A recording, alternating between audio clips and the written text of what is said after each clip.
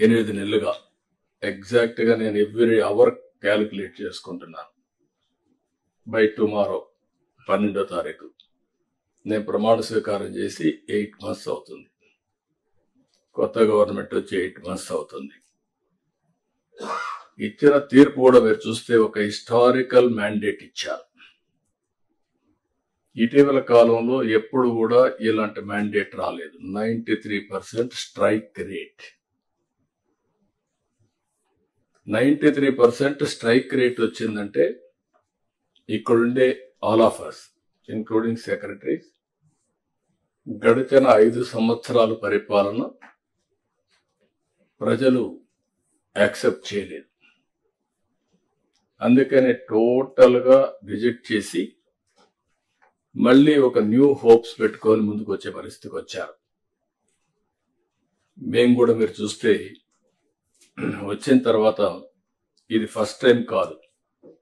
నేను 95లో first time CM అయ్యాను, 99లో అయ్యాను, 2014లో అయ్యాను, 2019లో అయ్యాను.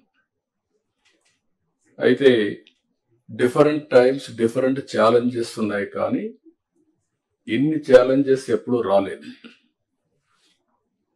ఒక పక్కన మొరేల్ ఆఫ్ ది ఆఫీసర్స్, ఇంకో పక్క some of the departments are defunct, some of the programs are డీరైడ్.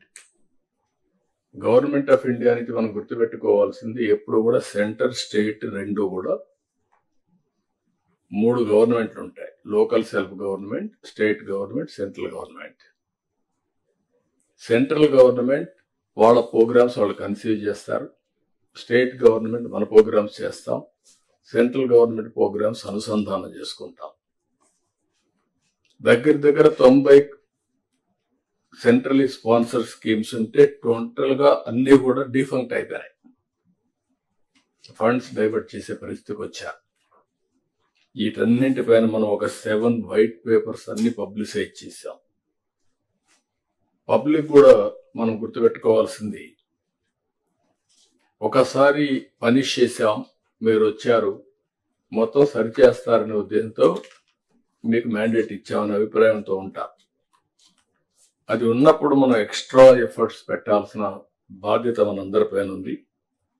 అందుకే మనం 8 months నుంచి దగ్గర almost all central sponsor schemes అని సెట్ చేశాం.